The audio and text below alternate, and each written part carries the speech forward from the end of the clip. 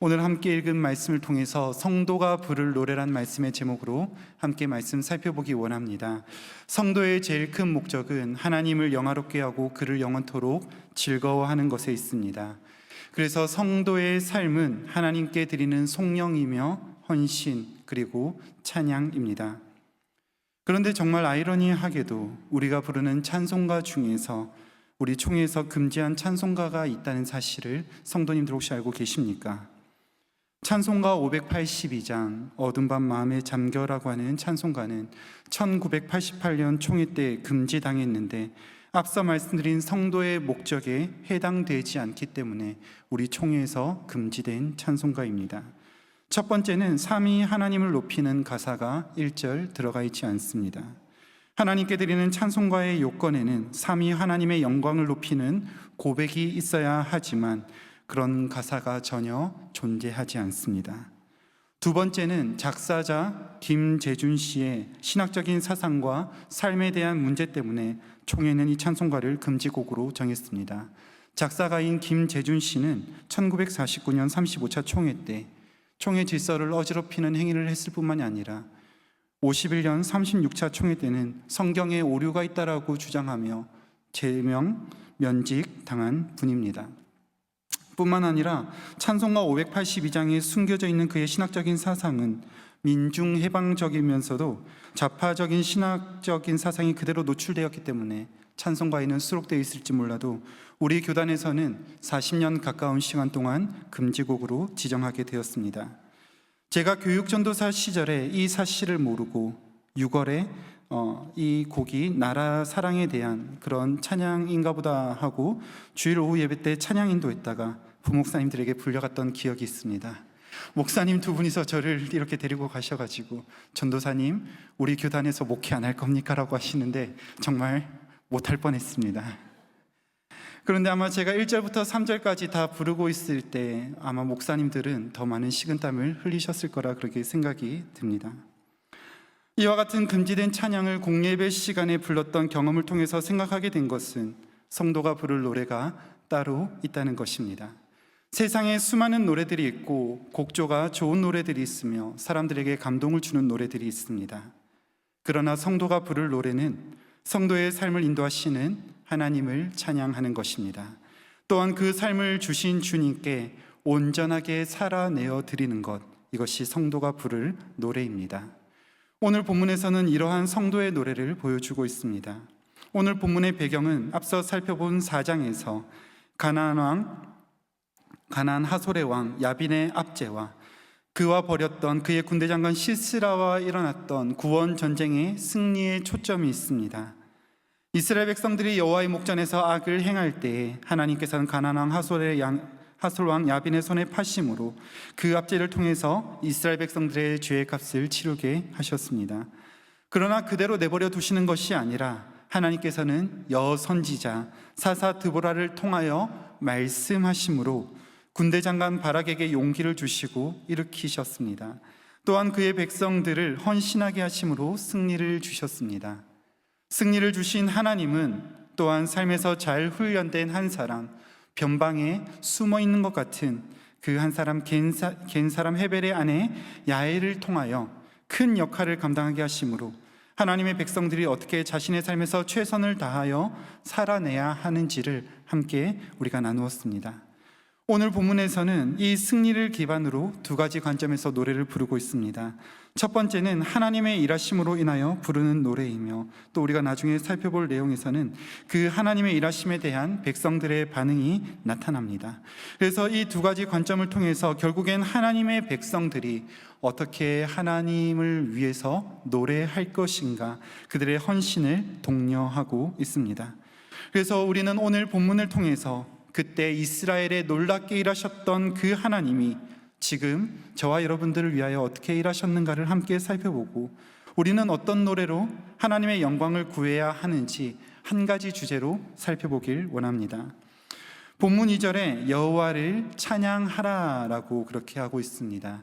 그 이유는 이스라엘의 영솔자들이 영솔하였고 백성이 즐거이 헌신하였으니 여호와를 찬송하라라고 합니다. 그런데 여기서 영솔자들이 영솔하였다라고 하는 이 표현을 원어로 이렇게 보면은 힘 있는 자들이 힘을 발휘하였기 때문에 여호와를 찬송하라고 선포합니다. 좀 더 원색적으로 보면 머리를 풀어 헤치고 머리를 풀어 헤친 자들이, 그러니까 자기의 힘을 사용하기 위하여서 머리를 풀어 헤쳐야만 한 자들이 머리를 풀어 헤쳤으니 라는 뜻이 됩니다. 한마디로 자기들의 힘을 하나님께 드렸기 때문에, 백성들이 헌신했기 때문에 하나님을 찬양하라고 선포하는 것입니다. 그런데 이스라엘이 우리가 잘 알고 있던 것처럼 언제 그들이 스스로 하나님을 위해서 그들의 마음과 삶을 드린 적이 있었던가요?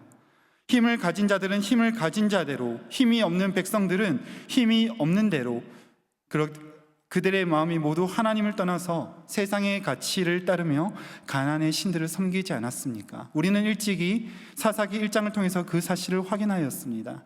하나님께 묻고 나아갔을 때 유다 지파가 올라가서 승리를 쟁취했죠. 그런데 그들의 마음 가운데 철병거를 두려움으로 물러가기 시작합니다.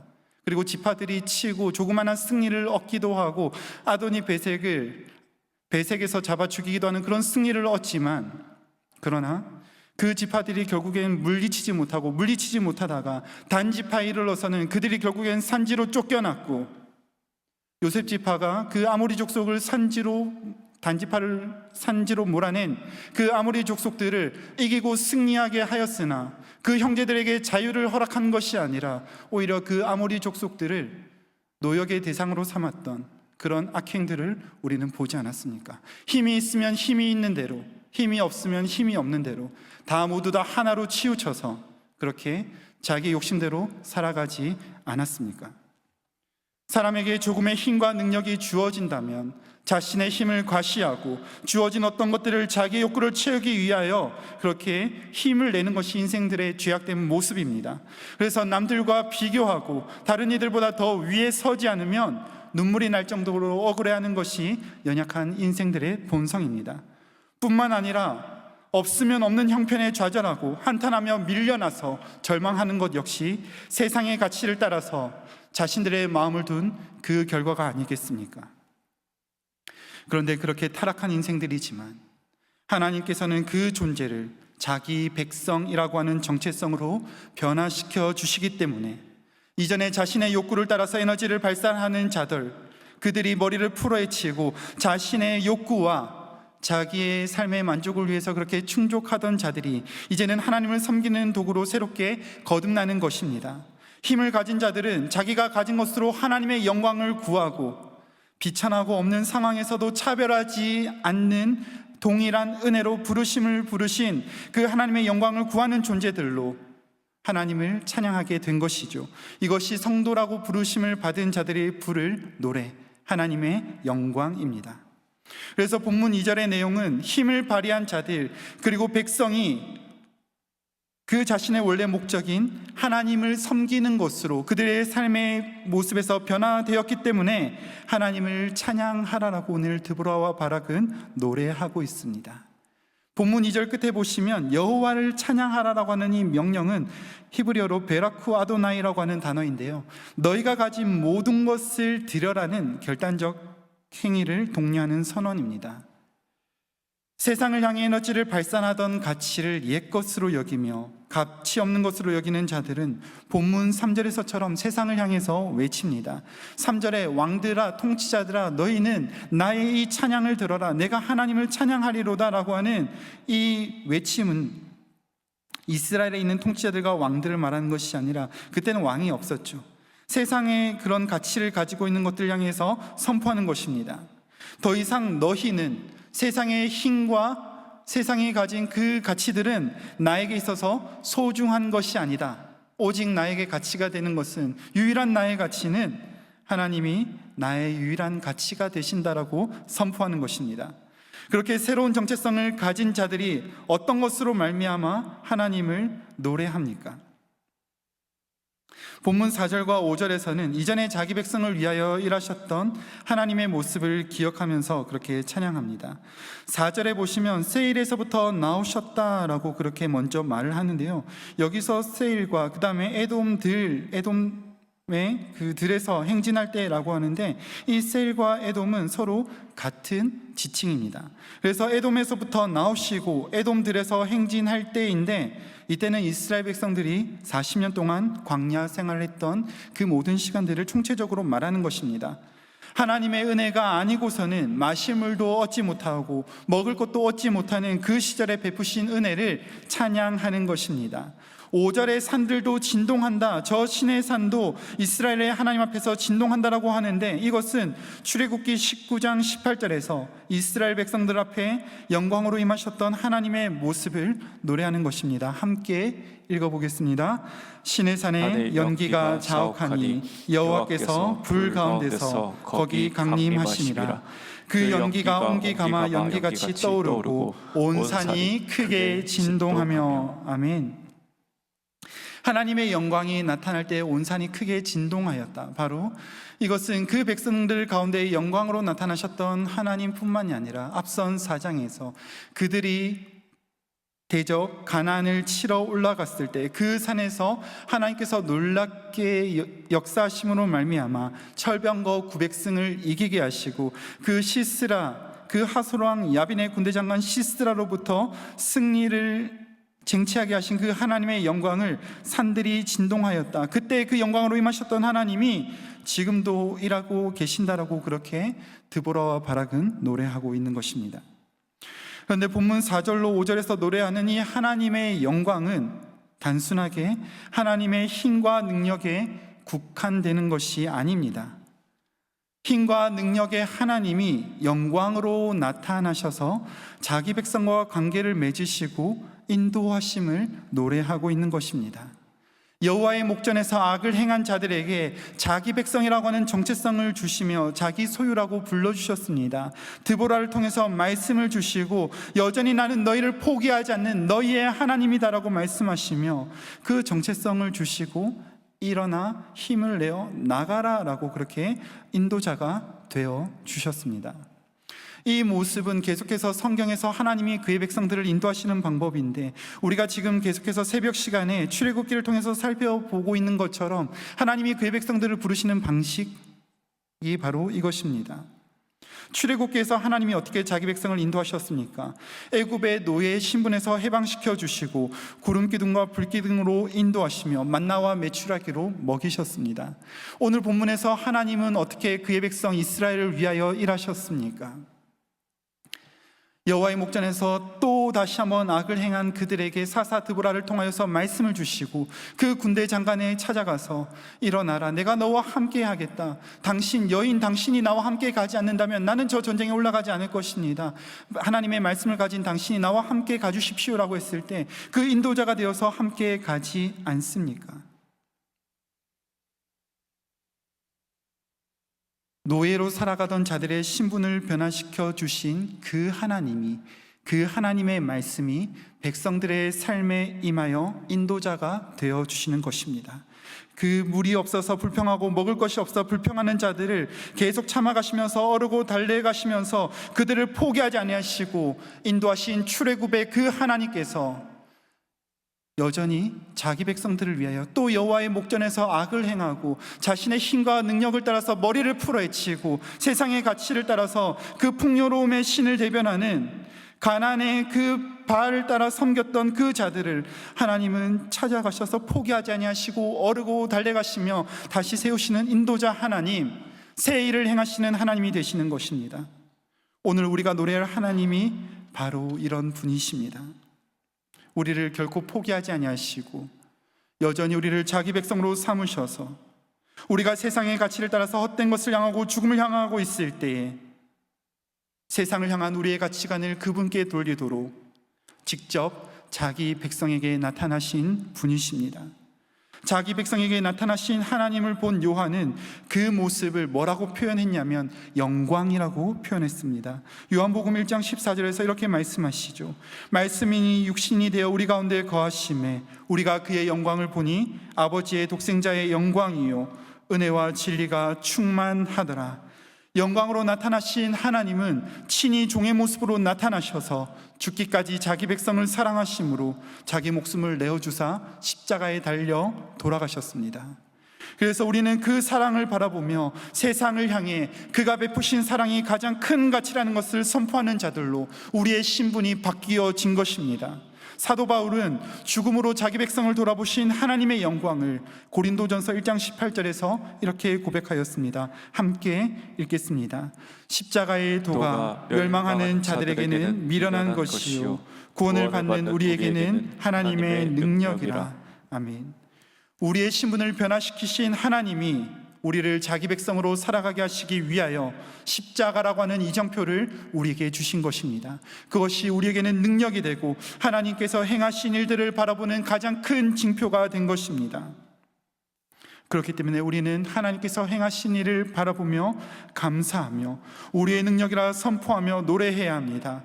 죄로 인하여 영원히 죽어야 하는 우리를 그리스도 예수 안에서 다시 살리시고 하나님의 자녀라는 이름을 주신 아버지의 영광을 위하여 살아가는 것이 진정한 성도의 삶이며 우리가 하나님 앞에 부를 노래입니다. 때로는 세상의 가치를 포기하고 그렇게 살아가는 것이 손해보는 것 같고 다른 사람들보다 더 지쳐지는 것 같아 보여도 이 길이 옳다라고 노래하며 걸어가는 것이 성도의 삶입니다. 그것이 비단 물질과 명예뿐만이 아니라 내가 내려놓고 포기해야 하는 나의 알량한 자존심까지도 포함되는 것입니다. 그래서 하나님을 노래하는 성도들은 그냥 이름 껍데기만 가지고 있는 것이 아니라 자기의 모든 것을 다하여서 오늘 본문의 2절에 선포하고 있는 것처럼 우리의 모든 것을 다해서 주님께 드리는 것입니다. 내가 주장할 수 있는 작은 것이라도 주님의 영광을 위해서 포기하는 것입니다. 그런데 결코 이 일이 쉽지만은 않습니다. 우리 지난 월요일 날 우리 교회에서 사역하셨던 목사님들께서 그렇게 또 한 곳에 모여서 함께 그런 사랑을 나누는 홈커밍 데이를 가지게 되었습니다. 그리고 그 다음 날에 아직 떠나시지 않은 목사님과 함께 그런 식사의 자리를 가지면서 그런 대화를 했습니다. 제가 우리 신부산 교회에 있을 때 그렇게 다른 선배 목사님들이 계심에도 불구하고 저희 집에 아이가 많다라는 이유로 저희가 넓은 사택을 배려받아서 살게 되었습니다. 지금 생각해도 너무 감사합니다라고 그렇게 말씀을 하시는 거였습니다. 그런데 그 사택은 제가 살고 있으면서 참 좁다라고 생각했던 그 사택이거든요. 그 목사님은 보니까 아이가 많이 이렇게 있습니다. 여성현 목사님네 가정이었습니다. 저희는 아이가 하나거든요. 그런데 그 집에 살면서 감사하기보다는 참으로 이런 상황이 너무 불편하고 힘들다라고 생각했던 그런 순간들이 너무 많이 있었습니다. 그런데 이 말씀을 준비하면서 나는 정말로 나의 모든 것을 다해서 하나님을 찬양하고 있는가? 내 머리를 풀고 나의 힘을 발산해야 할 곳을 향해서 나는 온전히 그렇게 하나님께 나의 가치와 나의 신분을 변화시켜 주신 그 주님께 나의 합당한 가치를 올려드리고 있는가 그렇게 생각하게 되었습니다. 연약한 사람의 모습으로 이건 이래서 불합리하고 저건 저래서 마음에 안 들고 여러 가지 상황과 환경들로 그리고 내게 주신 사람들을 재단하고 세상의 가치에 따라서 나의 힘을 발산하고 싶어하는 저를 발견하는 그런 순간들이었습니다. 그리고 나서는 우리 성도님들을 생각해 보게 되었습니다. 묵묵하고 겸손하게 주님을 사랑하고 자신의 삶을 드리며 기도하는 성도님들의 모습을 떠올리며 얼마나 부끄러웠는지 모릅니다. 그러나 그런 제 자신, 연약한 우리의 모습이라 할지라도 우리를 부르신 주님 앞에서 우리가 함께 부를 우리의 노래는 하나님의 영광입니다. 때로는 연약한 나의 모습이 나의 발목을 붙잡고 더 나아가서는 성도라고 하는 긍지를 잃어버리게 만드는 것 같지만 그런 연약한 내 모습임에도 불구하고 하나님은 우리를 포기하지 아니하시고 사랑하셨습니다. 그리고 여전히 우리를 위하여 일하시는 능력의 주님이십니다. 우리가 그 하나님을 노래하고 또 노래할 수 있는 유일한 이유는 그 하나님이 여전히 저와 여러분들을 사랑하시기 때문입니다. 우리가 불러야 할 유일한 노래가 되시는 주님을 기억하고 온전히 나를 사랑하시는 그 주님의 이름 한 분만이 우리의 평생의 노래가 되시기를 간절히 소망합니다. 말씀을 맺겠습니다. 성도의 제일 큰 목적은 하나님을 영화롭게 하고 그를 영원토록 즐거워하는 것에 있습니다. 그래서 성도의 삶은 하나님께 드리는 송영이며 헌신과 사랑입니다. 그런데 아이러니하게도 우리의 많은 순간들이 그 하나님을 온전히 찬양하고 있지 못하다는 사실을 발견할 때가 너무 많이 있습니다. 우리는 오늘 눈을 뜨고 지금 잠에 들기 전에 이 저녁에 예배 자리에 나오시면서 우리가 가장 많이 힘을 쓰고 노력했던, 우리의 마음을 다했던 그 순간은 어느 순간입니까? 목사로서 제가 교회에 있는 순간들 뿐만이 아니라 우리가 시간을 내어 무릎을 꿇고 하나님의 말씀 앞에 소리를 내어 읊조리며 녹음해서 함께 공유하는 그 순간들 뿐만이 아니라 진정으로 우리를 하나님의 자녀로, 오직 그 이름만을 즐거워하는 그분의 자녀로 불러주신 그 사랑에 감사하며 삶을 내어드리는 그 예배의 삶을 얼마나 살아오셨느냐 이 말입니다. 우리의 삶의 모든 순간들이 하나님을 향한 사랑의 노래 고백이 되시기를 간절히 소망합니다. 성도라 부르심을 받은 우리가 그렇게 살아갈 수 있고 살아내야만 하는 이유는 하나님이 우리를 그렇게 살아가는 존재로 우리 존재 자체를 변화시켜 주셨기 때문입니다. 세상의 가치와 이전에 행하던 것들을 무가치한 것으로 여기는 변화된 신분으로 바꾸어 주셨을 뿐만이 아니라 우리가 보고 따라갈 이정표인 십자가를 그의 육체로, 그의 무릎의 섬김으로 말미암아 우리의 능력이 되도록 고백하게 하셨습니다. 그래서 이제는 나의 나된 것을 버리고 주님의 인도하심만을 구하게 하셨습니다. 우리 이 사실을 기억하며 감사함으로 우리의 삶을 통해 주님을 노래하는 귀하고 복된 성도님들의 삶이 되시길 간절히 소망합니다. 이 시간 함께 찬양하기 원합니다. 우리 주님께서 우리의 걸음을 인도하셨기 때문에 내 모든 순간들 가운데, 내 모든 발걸음들 가운데 주님 나를 인도하십니다. 나의 모든 무거운 이기적인 욕망을 내려놓고 온전히 주님의 인도하심을 노래하고 싶습니다. 주님, 나를 인도하여 주십시오. 우리 믿음의 고백으로 함께 찬양하고 기도하겠습니다.